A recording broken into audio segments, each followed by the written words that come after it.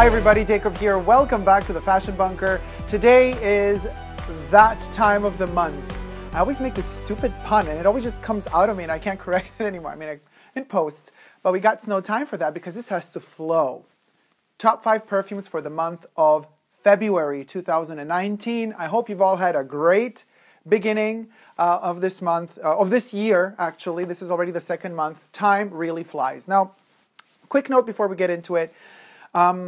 Sometimes people do write me, why do you do the favorites of the month at the beginning of the month rather than at the end of the month? And I then have to, like, sometimes when I'm patient enough, I explain it nicely, otherwise I freak out. But this is the thing. I want you to know which perfumes I'm using in this month. Even magazines, I'm not really in favor of printed magazines anymore. All that consumption of paper, it's just useless. Everything is becoming digital anyway. But all of those magazines also come out usually a month in advance so that you know what's going down on the month in which you're living. So what's the use of me telling you at the end of the month what I used the most in a month after it's over? This way, we can kind of relate better. It's not just a virtual thing. If you like the same fragrance as I do, we get to use them at the same time. So this is something also in a way, if you want, interactive. That's why I tell you my top of the month towards the beginning of the month, even though I am already using them a lot, but you know what, you get the gist. That's why you get a chance to kind of experience them with me, and we could get to experience them together. Now, depending on which part of the world you're in, you know, you could be in the north and the south hemisphere of the globe, and then for you, summer is winter or winter is summer. But anyway, let's get straight to it. So in the morning, of course, I mean, you probably might have guessed it, 1957. I either start today with 1957, and I've used up quite a bit already. It's too much light here. But anyway, by the way, review is coming.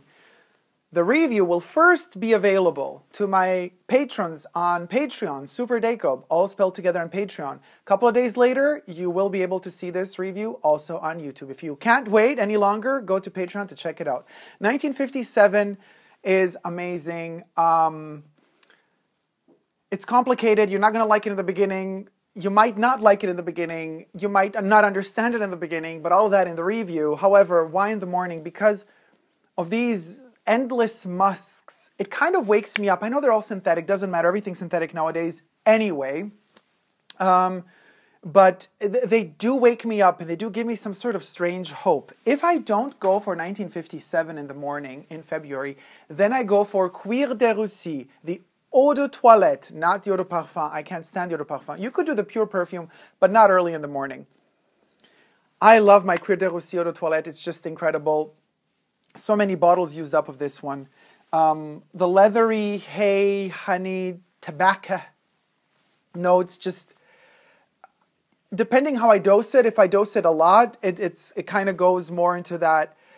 If the day is very cold outside and then I kind of overdose it to get that warmth of the hay. Otherwise, if it's not so cold outside, I don't have to like overspray it. Hence, I get more of a lighter touch, if you want, of the actual fragrance itself on my skin. But that leathery tone, which I do prefer to use in summer actually. It's quite rare for me to like it in winter, but for some reason, call it climate change, global warming, I don't know what it is. This winter ain't that cold. So CUIR de RUSSIE kind of found its way to me. The third fragrance I use, now we're already now at around 3 p.m. during the day.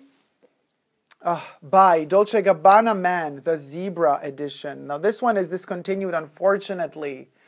This is kind of more or less the only synthetic sandal within a mass released fragrance that I like.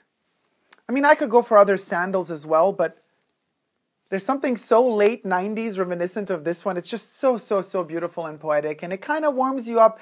It kind of, in a very creamy way, lets you go into the evening. And as we kick the evening from 6 p.m. onwards, I go for OPIUM pour Homme, the Eau de Parfum.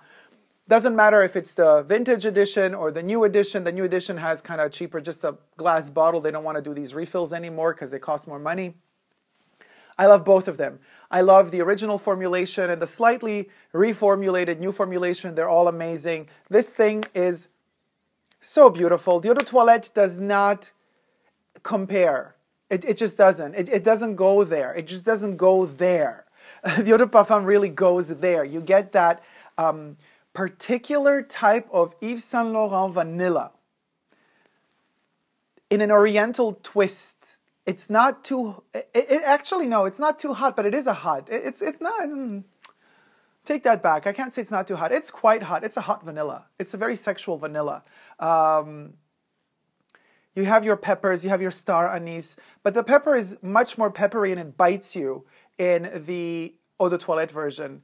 In the Eau de Parfum version, it kind of mellows down. The vanilla takes over the rest. So it's a wonderful way to enter the evening and the night. It definitely is.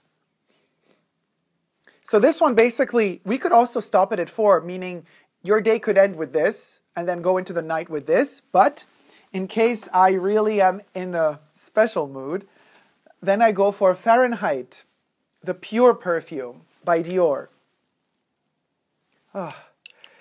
This one can be sweet, it can be dusty, it can be deep, it can be superficial. Really, it's really, really that good because, again, we have a vanilla in here as well. There's less of that petroleum or gasoline touch to it as opposed to the Eau de Toilette or the Eau de Cologne. But there's a warmth in it that can go deep or could stay in the surface depending on what kind of mood you're in, depending on your own skin, depending on your own chemistry. So it could go either way. However, it's wonderful for the night. Whether or not you're alone or with somebody special, if you know how to dose it right, if you spray it very distant from the skin, it can stay really close to the skin. It could be very sensual if you're with somebody.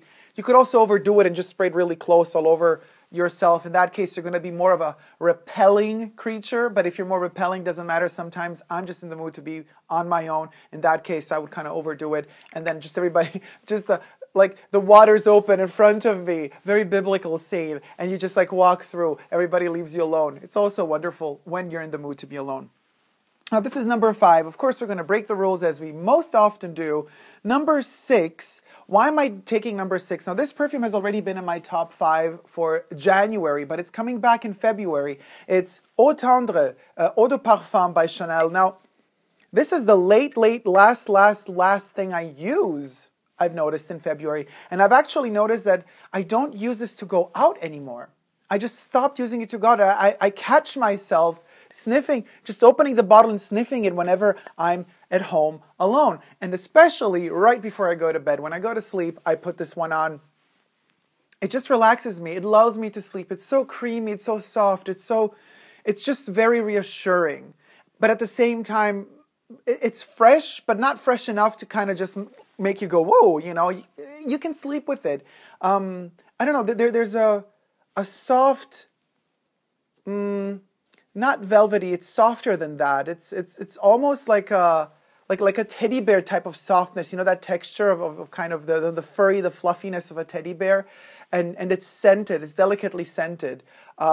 Really, really beautiful, very relaxing. So if I do use it, I use it sometimes, not every day, and I use it at night, right before I go to bed. That's why this is kind of enters in the position 6 this month as we go into this gradual kind of, as you've seen, I've listed these fragrances all in a kind of a chronological order from when I wake up to when I go to bed. So guys, I hope you've liked this video. Let me know what your top 5 or 6 fragrances for the month of February are in the comment section down below. Also, don't forget to check out my merch. Never give up on love. The merch bar is under this video, but it will be also in the description box under the video. The link you could follow to check out all possible variations of the merch, from shirts, t-shirts, hoodies, even baby wear, to mugs, posters, stickers, and what have you. As I've mentioned at the beginning of this video, you can also check out Patreon, Super Dacob. You could check out the review of 1957 there before it hits YouTube. If you're very eager to see it, that's the place to see it now. Other than that, don't forget to subscribe to my channel here on YouTube. I'm also on Instagram, Facebook, and Twitter. Hope to see you all very soon, guys, no matter what happens, what comes towards us in terms of smells and positivity or negativity. We never give up on love. Love you. See you soon. Take care. Bye. Mwah.